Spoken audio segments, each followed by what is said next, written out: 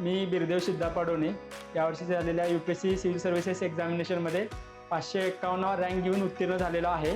2025 पासून राज्यसेवा सुद्धा UPSC प्रमाणे डिस्क्रिप्टिव्ह पॅटर्नमध्ये घेण्यात येत आहे. त्यामध्ये सगळ्यात महत्त्वाचा भाग म्हणजे राज्यसेवेची प्रिलिम्स क्लिअर करणं.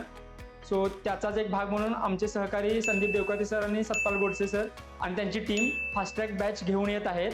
त्या बॅचमध्ये तुम्हाला कंप्लीट सिलेबस ओव्हरव्ह्यू, त्याचनुसार PYQ analysis and approach building आणि थीम वाईज एम्फसाइज या सर्वांवर भर देण्यात येत आहे. सो ज्या विद्यार्थ्यांनी ऑलरेडी UPSCची मेन्स दिली आहे किंवा जे विद्यार्थी UPSC आणि MPSCचा कंबाईन स्टडी करणार आहेत त्या विद्यार्थ्यांसाठी खूप मोठी सुवर्ण संधी आहे. पण त्यांना राज्यसेवेची प्री क्लिअर करणं खूप महत्त्वाची गोष्ट आहे.